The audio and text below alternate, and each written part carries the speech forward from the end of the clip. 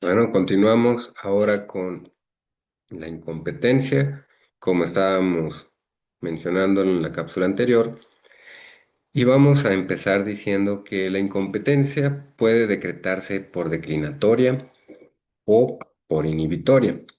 Y para la decisión de incompetencia se observarán las siguientes reglas. Las que se susciten entre órganos jurisdiccionales de la Federación y se decidirá a favor de quien haya prevenido primero. También las que se susciten entre órganos jurisdiccionales de la misma entidad federativa y se decidirán conforme a las reglas previstas en el Código Nacional de Procedimientos Penales y la ley orgánica aplicable. También las que se susciten entre la Federación y entidades federativas, o entre dos o más entidades, se decidirán por el Poder Judicial Federal conforme a su ley orgánica. Vamos a hablar de la competencia por seguridad y será competente para conocer un asunto un órgano jurisdiccional distinto al del lugar de los hechos, solo cuando atendiendo a las características del delito por razones de seguridad en las prisiones o para garantizar el desarrollo del proceso, o bien cuando se estime necesario trasladar al imputado a algún centro de reclusión de máxima seguridad. Sobre la acumulación y separación de acusaciones, procede la acumulación de procesos cuando se trate de concurso de delitos conexos, aquellos perseguidos contra los autores o partícipes de un mismo delito, y cuando se investigue el mismo delito cometido en contra de diversas personas.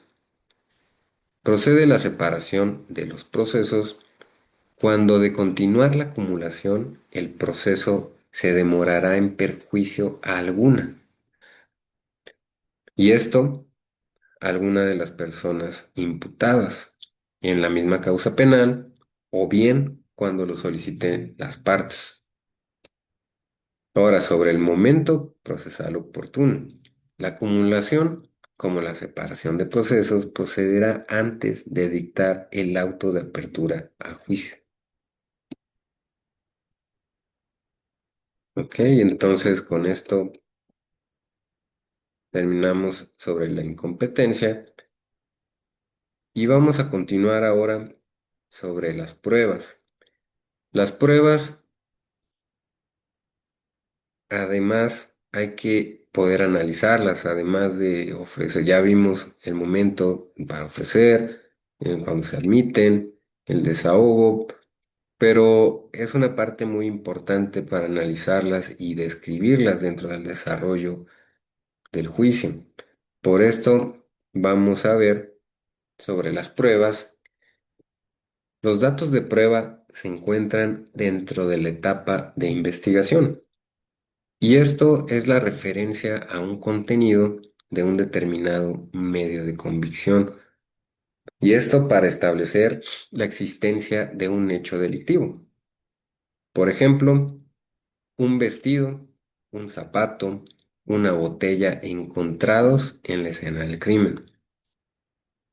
Sobre los medios de prueba dentro de la etapa intermedia, es toda fuente de información que permite reconstruir los hechos.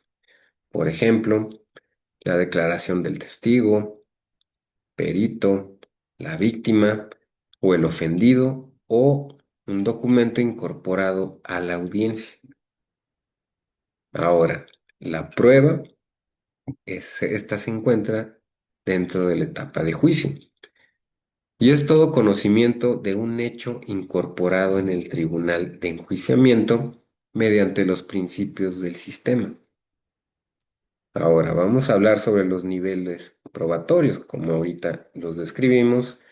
Vamos a decir que los datos de prueba, como bien ya dijimos brevemente, también volvemos a decir que es toda referencia al contenido de un determinado medio de convicción, aún no desahogado ante el órgano jurisdiccional y que se advierte idóneo y pertinente para establecer razonadamente la existencia de un hecho delictivo y la probable participación del imputado.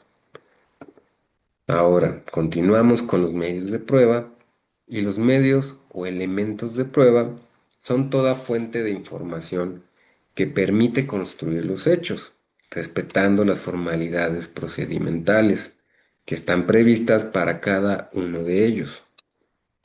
Sobre la prueba, se denomina prueba a todo conocimiento cierto o probable sobre un hecho, que ingresado al proceso como medio de prueba u en una audiencia y desahogada bajo los principios de inmediación y contradicción, sirve al tribunal de enjuiciamiento como elemento de juicio para llegar a una conclusión cierta sobre los hechos materia de la acusación.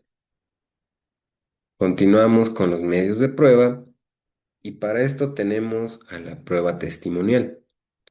Y la prueba testimonial es la declaración de una persona que vio, escuchó, presenció un hecho presumiblemente delictivo, narrado ante la autoridad ministerial o judicial para determinar si existió un delito.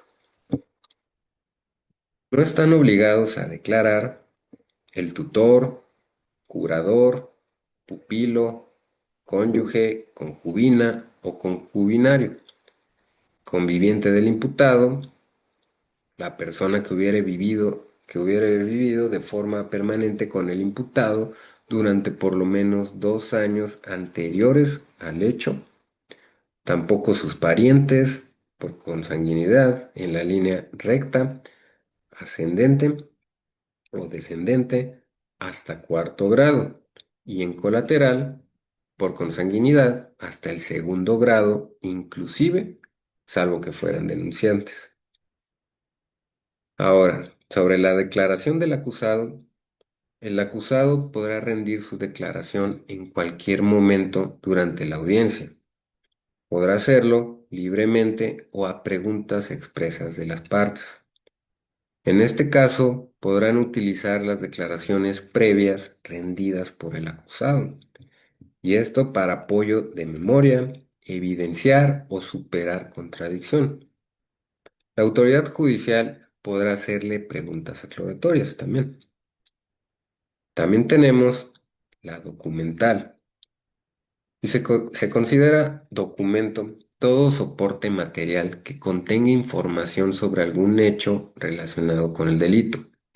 En caso de que los datos de prueba o la prueba se encuentren contenidos en medios digitales, electrónicos, ópticos o cualquier otra tecnología, y el órgano jurisdiccional no cuente con los medios necesarios para su reproducción, la parte que lo ofrezca deberá proporcionarlos. Cuando el oferente, previo apercibimiento, no provea del medio para su reproducción, no se desahogará la misma. También podemos decir que los documentos, objetos y otros elementos de convicción, previa a su incorporación a juicio, deberán ser exhibidos al imputado, a los testigos o intérpretes y a los peritos para que lo reconozcan o informen sobre ellos. Ahora seguimos con la pericial. Y la pericial podemos decir que cuando se requieren, se usa o se ofrece cuando se requieren conocimientos especiales para el examen de personas, hechos, objetos o circunstancias relevantes del proceso. En alguna ciencia, arte, técnica u oficio, se procederá con intervención de peritos de la materia. También vamos a decir sobre los medios de prueba nueva. El tribunal de enjuiciamiento podrá ordenar la recepción de prueba nueva, ya sea sobre hechos supervenientes o de los que no fueron ofrecidos oportunamente por alguna de las partes, siempre que se justifique no haber conocido previamente su existencia. Ahora, sobre la prueba ilícita, El dato de prueba, los medios de prueba y la prueba se consideran que son ilícitas por haberse obtenido con violación a los derechos humanos, lo que motivará la nulidad de la prueba y la exclusión de la misma. Asimismo, serán nulas si no fueron incorporadas o desahogadas conforme a las normas aplicables. Ahora vamos a continuar con la etapa de juicio oral. Por esto vamos a decir que la teoría del caso es una herramienta metodológica para analizar los hechos que van a ser materia de discusión y valoración en la audiencia de juicio. Es algo así como encuadrar o adecuar los hechos a la descripción del tipo penal. La teoría del caso se integra por 5 elementos, y estos son versión, proposición fáctica, proposición jurídica, proposición probatoria y valoración de lo que a las partes beneficia o perjudica. Y esto para elaborar la teoría, y para elaborar la teoría del caso, debemos hacer el estudio y ponderación de estos elementos que acabamos de mencionar, que son 5, y los podemos repetir, que son versión, proposición fáctica, proposición jurídica, proposición probatoria y valoración de lo que a las partes beneficia o perjudica. Y cabe aclarar que el término de teoría del caso no se encuentra en el Código Nacional de Procedimientos Penales. Sin embargo, la doctrina y la legislación internacional hacen referencia a dicha figura, en tanto que el término de alegato, de apertura, es propio a la legislación mexicana, a la de nosotros. Ahora podemos decir, o vamos a empezar sobre la proposición fáctica, y consiste en conocer y verificar los hechos que realmente ocurrieron de acuerdo con la versión narrada por la víctima u ofendido y la que expone el imputado. Sobre las proposiciones jurídicas se refiere al estudio de la norma jurídica del tipo penal respectivo y hacer el encuadramiento de los elementos exigidos por la legislación penal aplicable al caso en concreto. Sobre las proposiciones probatorias, consiste en considerar y seleccionar los medios de prueba con que se cuentan para poder acreditar los hechos que constituyen el delito materia del juicio. Ahora, por lo pronto, podemos decir que terminamos ahorita esta cápsula con estas proposiciones que dijimos que son de la teoría del caso y no, son 3 que ahorita explicamos, pero recordar que se integra la teoría del caso por los 5 elementos que ya repetimos y que es una herramienta metodológica para analizar los hechos que van a ser materia de discusión y valoración en la audiencia del juicio. Entonces, con esto concluimos esta cápsula y en la siguiente cápsula vamos a empezar con el desarrollo de la audiencia de juicio.